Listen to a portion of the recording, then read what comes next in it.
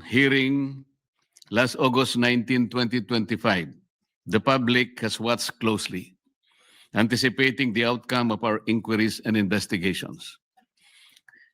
The demand for transparency and accountability did not subside. It has only grown louder. Despite the increasing public clamor for transparency and accountability, we are stuck in a maze of indecision and complacency, waiting for a report that has long been overdue. Mr. President, as early as December of last year, the minority submitted its observations, findings, and recommendations based on the initial 6 public hearings of the Blue Ribbon Committee and labeled it a minority report, for lack of a better term. Let me be clear, it was not intended to disrespect the committee nor the Senate as a body. Fully aware of the hearings on the flood control anomalies that had not concluded, and in the absence of a committee report, the public has long been waiting. The report was not filed with the Bills and Index, but coursed through the office of the Senate President, hoping for proper disposition. The minority report was initiated out of our solemn duty to the Filipino people who are eagerly awaiting and demanding for the Senate's decisive action on the nationwide flood control scandal. Our intention was clear from the outset: to uncover the truth, hold people accountable, and propose legislative measures that will finally dismantle the deeply entrenched corruption that characterize our infrastructure projects. Ladies and gentlemen of this chamber, the people have waited long enough. It has been 7 months since the first Blue Ribbon hearing. For far too long, the public have been agitated, disgusted, and tormented by the thought that more than ₱1 trillion have been openly looted from the National Treasury. Yet to this day, no one has been held accountable except for the small fry. In several instances and interviews, the chairman of the Blue Ribbon Committee has said that a partial committee report is to be released. Last November 24, 2025, the chair stated in an interview, and I quote, "Magsasubmit kami ng partial committee report based on info so far gathered during the previous hearing." Natapos ang Disyembre 2025, walang report. Then on January 14, 2026, during the kapihan sa Senado, another statement was made that the report was still being drafted by his staff, even chiding them for being inept. Are we supposed to depend solely on the capacity and perhaps the willingness of our staff to produce a report that the Filipino people have been waiting for? A report that is not merely a formality but a duty we owe to the public we serve. It was out of exasperation that on January 20, 2026, we took it upon ourselves to formally release the minority report in a press conference to prevent the findings of our inquiry from being stalled while the public continues to wait for answers. Yet again, on January 26, 2026, the chairman once again said that BRC's partial committee report was almost finished. Mr. President, the minority report was not done half-heartedly, nor was it done out of disregard for this institution. It was done because the Filipino people have been waiting for this chamber to tell them what has been found. The submission of a minority report therefore served a simple yet necessary and urgent purpose: to let our people know that something has been done, at least from our side.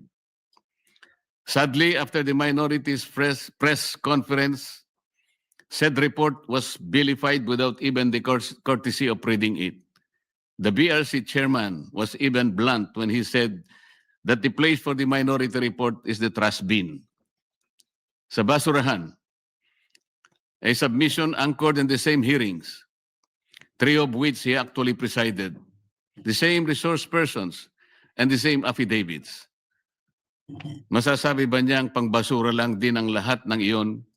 Kung itatapon sa basurahan ang ulat na ito, hindi ba't para na rin nating itinapon ang lahat ng ebidensya kasama na ang dalawang privileged speeches niya na ginamit sa minority report.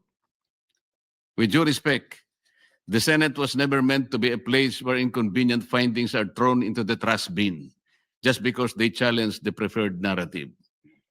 The minority report exposes how ghost and defective blood control projects stem from systemic corruption embedded in the country's infrastructure planning, budgeting, and implementation processes. It unraveled a corrupt monitoring and quality control system that gave way to a normalized system of kickbacks, rigged bidding, and budget insertions involving lawmakers, DPWH officials, and favored contractors, even as it recommended comprehensive reforms through proposed measures to address the issues across all stages of project implementation. Finally, the minority report raised serious concerns about veering away from the initial course of investigation, from pursuing major perpetrators to selective summoning of witnesses, intimidation or discrediting of whistleblowers, and the failure to summon key political figures. This shift will undermine public trust and weaken the truth-seeking function of the Blue Ribbon Committee. As we have witnessed, after the testimony of ex-Marine Sergeant Orly Gutesa, there has been a month-long halt in the investigation, giving the persons mentioned by him, John Paul Estrada and Mark Tiksay, to flee the country to parts unknown. The resignation of BRC chairman that followed already changed the narrative. Gutesa, the only witness who connected the money trail from Saldico to Martin Romualdez, was painted to have faked his notarized sworn statement. Siya pa ang tinakot kasuhan ng falsification of public documents at perjury. To rectify this, Mr. President, I just filed a disbarment complaint against Attorney Espera and administrative complaint against Executive Judge Season of Manila RTC. Meanwhile, on February 11, 2026, my office received what appears to be a draft report from the Blue Ribbon Committee, which can only assume to have originated either from the chairman's office or from the Blue Ribbon Committee which he chairs. What was transmitted to us, Mr. President, was a link to a PDF document bearing a watermark OS Marcoleta across each and every page. Yet the said partial report does not bear the signature of the chairman, a formality ordinarily expected of any report issued by a committee, particularly from the Blue Ribbon Committee. Given the circumstances, the status of the Blue Ribbon partial report is unclear, and it could easily be disowned or disavowed at a later time. In light of this, Mr. President, guidance is respectfully sought on how such a document should be properly regarded by this body. The same people were hell-bent on criticizing the manner by which the minority report was submitted. Yet they have no qualm circulating a supposed committee report in a manner that lacks even the most basic formalities expected of an official document of this institution. Maybe because of the following observed weaknesses. In the BRC chairman's interview with Dos por Dos on DCRH as early as July 31, 2025, he alleged that there are at least 60 sitting congressmen who also acted as contractors of infrastructure projects in their own districts. In a press conference and in a press release dated August 10, 2025, posted on the Senate website, the BRC chairman disclosed that House members called him and that he had a list of 67 congressmen who were contractors. Yet he did not summon them to any BRC hearing. Why did he not name them, to be fair to the rest of the members of the House of Representatives? In the sworn statement of the Diskaya, 17 congressmen were also mentioned. Why were not they asked to appear before the committee? On the other hand, the statements of former Yusek Bernardo and his cohorts Alcantara and Hernandez, who named certain senators upon the intercession of the Department of Justice, were readily heralded as gospel truth. The chairman of the BRC has also named at least 11 contractors in his first and second privilege speeches, whom he crucified to be involved in the flood control mess. Bakit hindi na sila ipinatawag? Bakit iilan lang mula sa 11 kontratistang kanyang tinukoy ang aktual na humarap sa pagdinig? Bakit namimili? Ano ang ibig sabihin nito? Remarkably, on November 14, 2025, the BRC chairman invited former Speaker Martin Romualdez to testify in its 7th hearing. He did not appear. Then on January 22, 2026, as quoted by various media outlets, the chairman said that former Speaker Martin will be invited again. If he wants to attend, he is welcome. But he cannot be forced to come due to interparliamentary courtesy. This doctrine can be challenged in the light of Section 27, Article 2 of the 1987 Constitution, which reads, "The state will maintain honesty and integrity in the public service and take positive and effective measures against graft and corruption." This doctrine, Mr. President, which is not even part of our rules, is not absolute and should not prevail over a clear and categorical mandate of the Constitution. The members of Congress have no immunity from investigation, subpoena, or public scrutiny. If anything, those who occupy the highest offices in the government must be the first to answer, not the last to be asked. And on January 11, 2026, in a radio interview over DZBB, the BRC chairman said that there is no solid evidence linking former Speaker Martin Romualdez to the flood control controversy. This is deeply troubling not only for what was asserted, but for what was prematurely concluded because the records of the hearings clearly reveal otherwise. First, Gutesa, who appeared and categorically linked him to the controversy. Second, Saldico, in his several video feeds, identified him and others as the principal actor of this most despicable scandal. Third, at least 2 out of the 17 congressmen in Discaya's list reportedly referred to Martin Romualdez. Sa mga unang pagdinig ng Blue Ribbon Committee sa ilalim ng pamumuno ng kasalukuyang chairperson, iminungkahi ko po, Ginoong Pangulo, na anyayahan din si dating Governor Luis Chavez Singson na nagpahayag din ng kahandaan at kagustuhan na dumalo upang tumistigo sa mga flood control projects sa Ilocos. Wala rin pong nangyari, Ginoong Pangulo. We are now seeing a clear pattern in this mambo-jumbo that whenever a witness points to former Speaker Romualdez as being linked to the controversy, the credibility of that witness is quickly placed in question.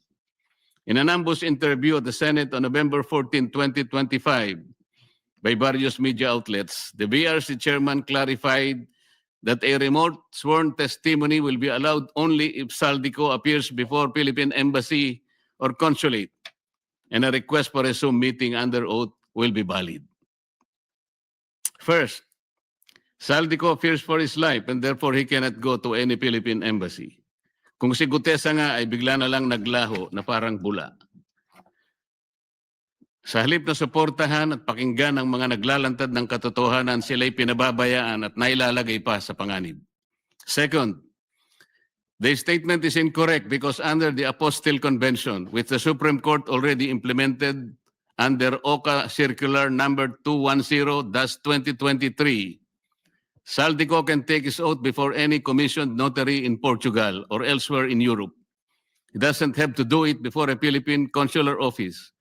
All he has to do is for his sworn statement to be apostilled in that foreign country, and it will have the effect of a statement sworn before a Philippine consulate.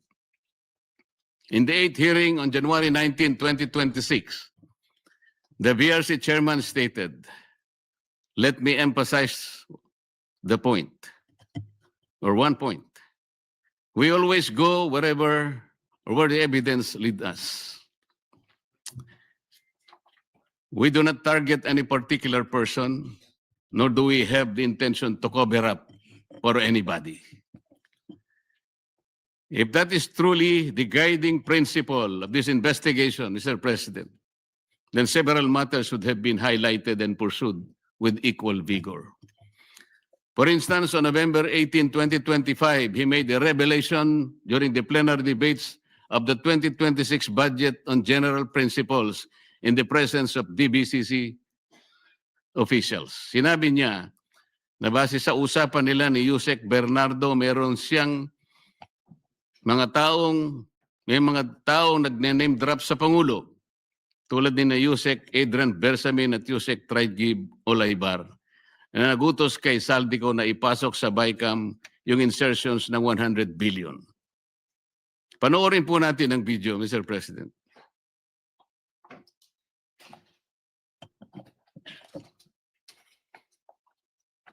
Sabi niya, ang pagkaalam niya, kasama si Yusek Adrian Bersamin. 8 billion pesos, Mr. President, in at least 10 deliveries. The modus that yung arrangement nila is, may tigisa silang armor van. May armor van si Yusek Olaybar, may armor van siya, magpapark sa basement ng Diamond Hotel, darating yung van driven by Olaybar, and possibly, sabi niya, hindi siya sigurado, and possibly along with Adrian Bersamin. Bakante yung armor van, ipapark, idadrab yung isang van na puno ng pera. Ranging from 800 million hanggang 2 billion. Umabot ng 2 billion only because sometime in March, yung kanyang date na sinasabi from, I think, March hanggang April, yung delivery. Very good nga raw siya, sabi ni Yusek Bar, kasi nakakapag-deliver. Ang biggest kasi naipon, because March 11,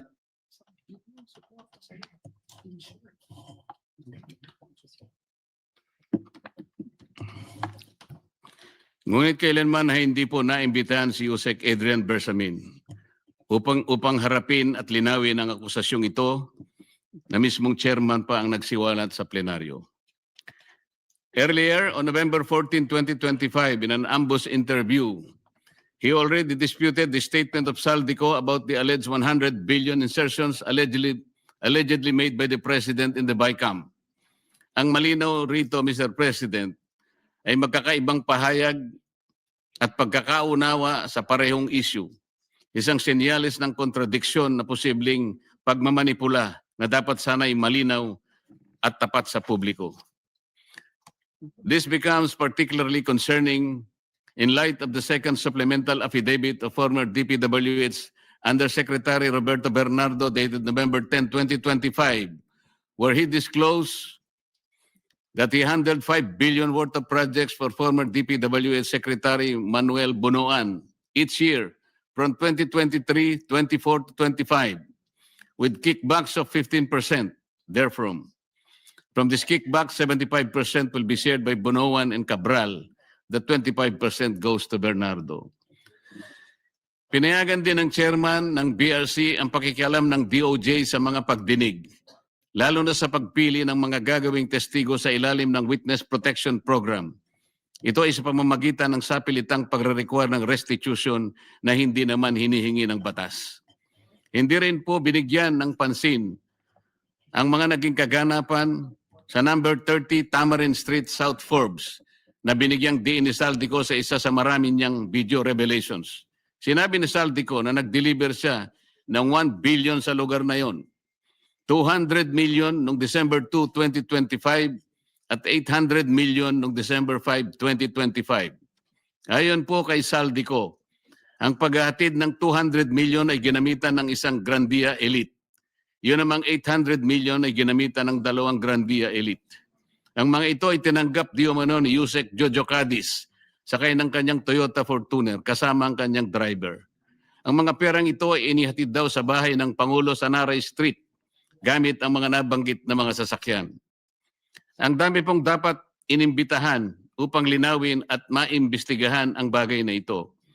Sa Yusek Jojo Cadiz at ang kanyang driver, ang mga opisyalis ng korporasyon na may-ari raw ng bahay, si Nelson Go na dami raw ni Martin Romualdez sa nasabing korporasyon, ang security agency na bantay sa nasabing lugar upang makuha ang logbook ng pagpasok at paglabas ng mga sasakyan noong December 2 at December 5, 2025, o kaya ang CCTV footages para makilalang ganap ang mga sasakyan at drivers na may dala ng mga sasakyan at sa pagitan ng alas 9 hanggang alas 10 ng umaga. Sa halip, ang tinawag po ay dalawang babae na nagtakip pa ng mukha at hindi nagbigay ng sworn statement sa mga miyembro ng BRC. At nung tanungin ko sila, napansin naman po ninyo, Ginoong Pangulo, ang chairman pa ang sumasagot. Given the seriousness of these allegations, one cannot help but ask, why has Yusek Cadiz not yet been invited to testify before the BRC? The public deserves answers, but some key witnesses remain uninvited. In the same second supplemental affidavit of Bernardo, he further alleged that at least 5 cabinet secretaries and several undersecretaries had allocables recorded in what has come to be known as the Cabral files.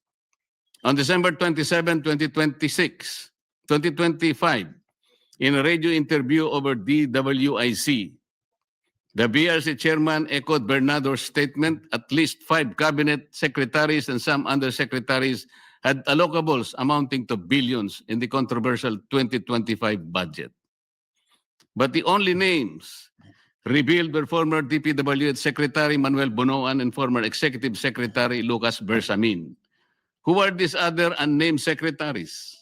And were they the same secretaries referred to by Bernardo in his second supplemental affidavit? We may never know because they were never invited in any of the proceedings, despite the chairman's apparent knowledge of who they were.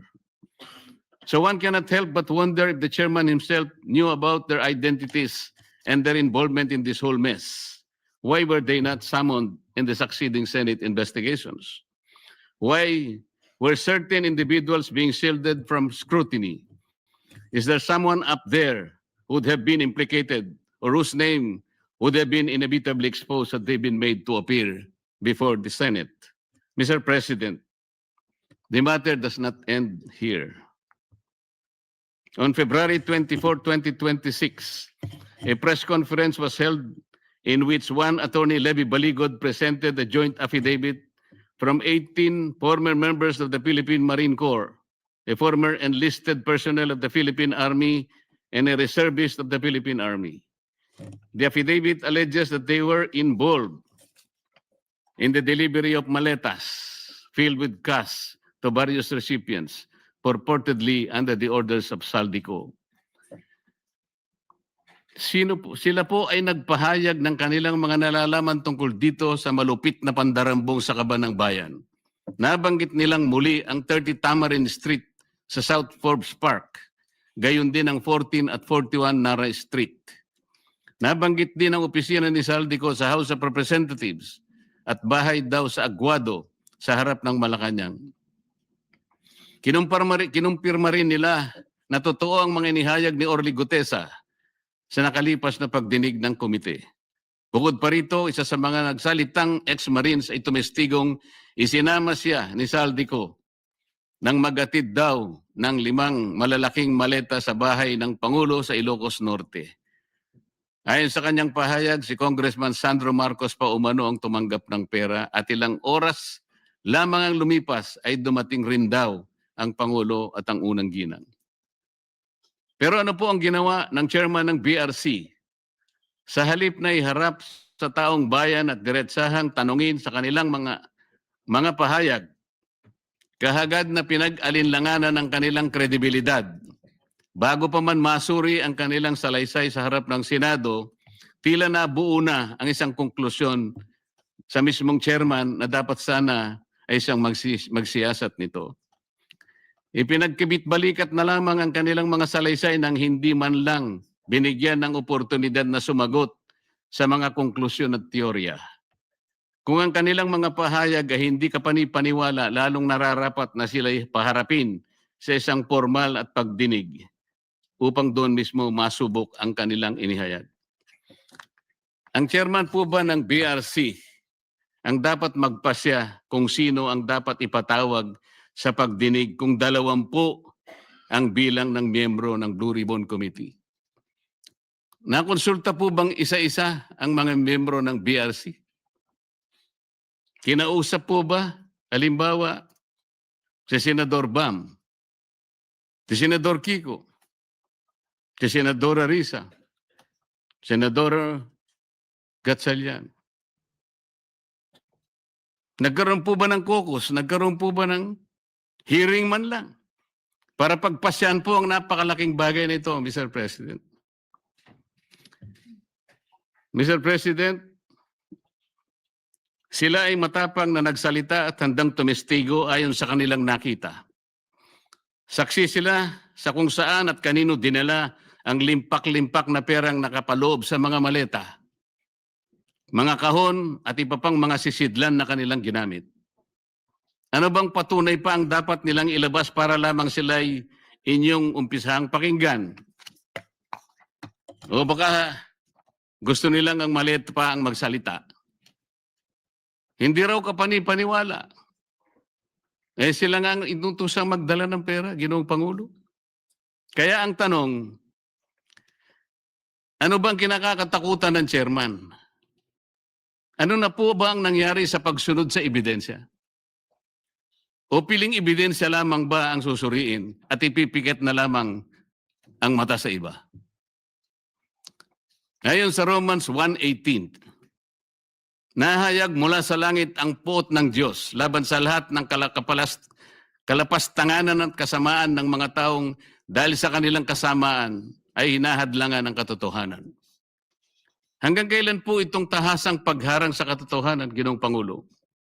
Ano na po ba ang nangyari sa makulay na kasaysayan ng Blue Ribbon Committee na sa mahabang panahon ay tiningala at nagsilbing isang bantayog sa pagtukoy at pagtutok sa mga katiwalian at pagdarambong na nagaganap sa ating burokrasya? Hanggang kailan po tayo maghahalokip-kip ng mga kamay sa harap ng malawakan at karumal-dumal na paglima sa ating kabangbayan? Hanggang kailan po maghihintay sa wala ang taong bayan na mistulang ninakawan sa tanghaling tapat? Hanggang kailan ang mistulang pagbubulag-bulagan, Ginoong Pangulo? Hanggang kailan po magtitiwala sa atin ang taong bayan na nandito tayo para proteksyonan ang kanilang kapakanan?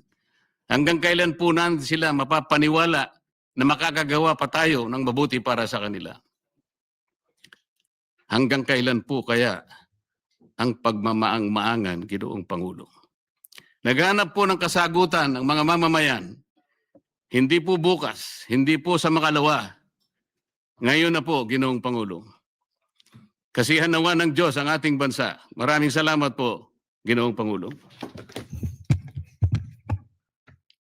Well, we wish that the distinguished gentleman can deliver that when the BRC chairman is here. But nevertheless, I was informed that he will answer all the points tomorrow. Thank you, Majority Leader. Thank you very much, Mr. President. Yeah, I move that we refer the speech of the gentleman to the Committee on Rules, Mr. President. So referred to the Committee on Rules. Thank you, Mr. President. Mr. President, I move that we consider Senate Bill number 1908 under Committee Report number 36. I so move. Any objection? Hearing none, 1908, in order. Yes, Mr. President, status is we're in the period of interpellation. May we recognize our distinguished colleague, Senator J.V. Ercito, and to give a short interpellation, Mr. President, Senator Sherwin Gatchalian. Senator J.B. Ercito is recognized and Senator Sherwin Gatchalian to interpolate. Thank you, Mr. President. Mr. President, due to the lateness of the hour, Mr. President, I will abbreviate my questions. And first of all, let me commend the good sponsor for bringing this bill to the floor. In fact, during the 17th Congress, I also filed the same bill. Unfortunately, I wasn't able to file my body-worn camera version this time around. So having said that, I would like to ask the good sponsor if he is willing to receive a few questions, Mr. President. Yes, certainly, Mr. President, from our Chair of the Committee in Finance. Thank you, Mr. President. Mr. President, on the appropriations portion of the bill, it's written here that the initial amount for the implementation of this measure shall be charged against the current year's fiscal appropriations. So may I know, Mr. President, the bill is self-explanatory, meaning we would now mandate body-worn cameras to be worn by law enforcement agencies. So I would like to ask the good sponsor, how many body-worn cameras are supposed to be bought by government in order to fulfill this law, Mr. President?